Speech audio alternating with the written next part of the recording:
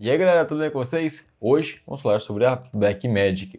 Essa câmerazinha aqui de cinema que a gente já trouxe vídeo no canal, mas tiveram algumas perguntas novas, até mesmo no DM no Instagram, que eu gostaria de estar respondendo para vocês, inclusive corrigindo algumas informações que eu passei para vocês no vídeo passado, e vocês me corrigiram e deram algumas dicas para mim nos comentários que me ajudaram demais, e eu gostaria de estar passando isso para vocês também nesse vídeo. E lembrando também que no próximo vídeo vamos falar sobre essa câmerazinha aqui da Sony, que é a NEX C3, uma mirrorless bem antiguinha já, mas como a gente teve bastante comentários sobre a Blackmagic, eu decidi estar passando esse vídeo aqui na frente para vocês. Então, bora falar sobre a Blackmagic.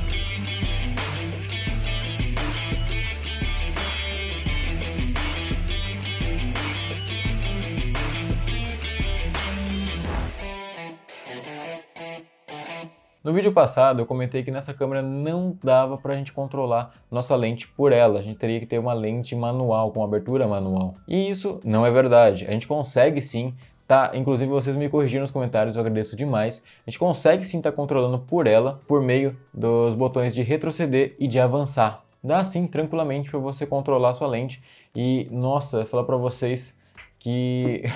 Realmente eu não tinha nem ideia, porque como vocês me disseram nos comentários, tem muito pouco conteúdo sobre essa câmera, e realmente tem.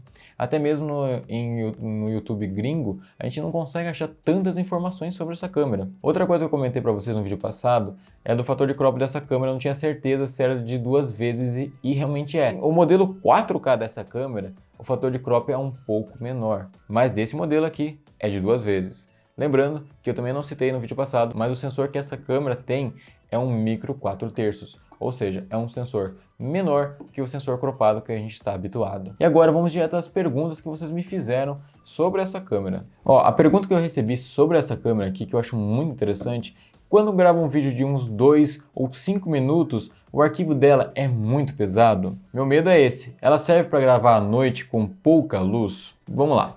Essa câmerazinha aqui eu utilizo também para gravação de cursos, e geralmente eu gasto mais ou menos 3 horas de gravação em um SSD de 120 GB. E o SSD me garante tranquilamente uma gravação diária por volta de 3 horas de gravação contínua, e eu consigo tranquilamente estar utilizando só esse SSD. Ou seja, eu até fiz um teste para responder essa questão mais precisamente, que eu gastei 5 minutos de gravação e ela me gerou um arquivo de 3 GB. Mas tenho que ressaltar que eu usei o ProRes dessa câmera. Eu não gravei em RAW. Se você for gravar em RAW, eu não recomendo tanto, porque aí sim uma gravação vai pesar e muito. 20 minutos em RAW essa câmera dá em média 120 GB. Sério, é bem pesado. Então, se você quer estar utilizando essa câmera tranquilamente, coloque em ProRes, uma qualidade muito boa. Claro que não tem tanta informação igual um RAW, mas vai te atender super bem. Então é isso, 5 minutos nessa câmera gravada em ProRes, você consegue estar tendo mais ou menos em 3 GB, mais ou menos. Não é um arquivo tão pesado assim, e é um arquivo com uma boa informação. Agora falando sobre o low light, sobre a baixa iluminação com essa câmera. Eu não recomendo, eu utilizei bem pouco essa câmera no low light, inclusive eu gravei um casamento na parte da festa com uma 50mm, eu tentei puxar bastante, eu tive bastante um certo ruído, ela me salvou bem, mas eu estava usando uma lente clara. Se você pretende usar uma lente escura, já não recomendo. Agora, com uma lente 1.8, eu consegui estar recuperando algumas coisas e não tive uma imagem tão danificada assim. Ela me salvou bem, essa câmera conseguiu suprir minha necessidade e eu tinha muita pouca luz. Agora, eu não posso falar para você que essa câmera é ideal para low light, coisa que eu acho que ela não seja, até porque ela é uma câmera mais antiguinha. Tivemos uma pergunta também sobre se ela filma em 4K. Essa câmera aqui não filma em 4K, e esse modelo em específico. Temos o outro modelo dessa câmera que tem no corpo dela escrito 4K, essa sim grava em 4K. O modelo do corpo é exatamente o mesmo, só muda que tem uma nomenclatura escrito 4K. Se você achar essa câmera com a nomenclatura 4K, ela grava assim em 4K. Essa câmerazinha aqui, especificamente esse modelo, em RAW, ela consegue chegar até 2.5K. O que é um formato é uma qualidade bem legal de vídeo.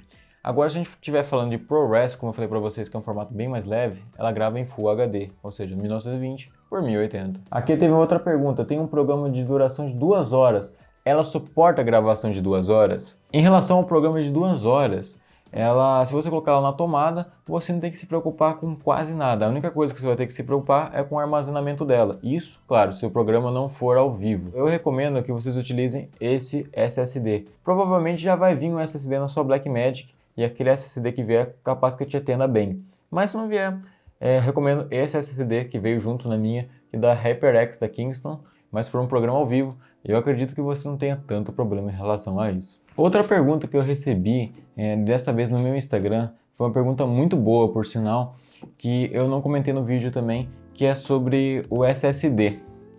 Essa câmera, como eu falei para vocês, às vezes quando você compra, ela já acompanha um SSD. Mas aí, como que você faz para passar os arquivos da sua câmera para o computador? Ela não tem nenhuma entrada USB nem nada. Você vai precisar desse adaptadorzinho aqui.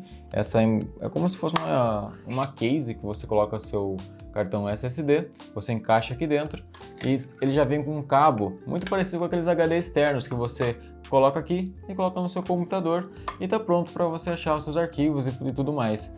Ele é bem interessante, ele não é caro, você consegue achar facilmente no Mercado Livre, é só você pesquisar por adaptador para SSD, é exatamente um modelo bem parecido com esse. Geralmente são esses cases de acrílico mesmo. Outra coisa que pode vir te atormentar é que quando você compra um SSD, compra uma Blackmagic, já vem um SSD, o que pode acontecer é o seguinte, nessa câmerazinha aqui, quando você vai formatar seu cartão, ela te dá duas opções. Ela te dá o HFS+, e o exFAT.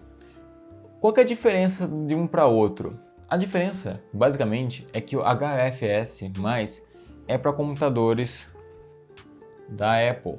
Então você vai conseguir abrir o seu SSD com computadores da Apple. Agora, se você tem um Windows, usa o exFAT e não tem problema nenhum. Então é muito provável que isso aconteça com você. Quando você compra a sua Blackmagic, você grava suas coisas no SSD, vai jogar no computador e não aparece nada.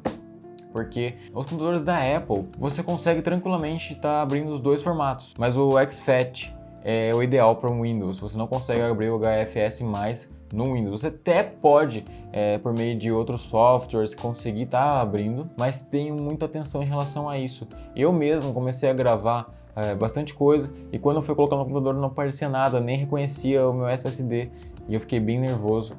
E uma coisa que eu acabei até esquecendo de comentar no vídeo passado, me lembrar nos comentários.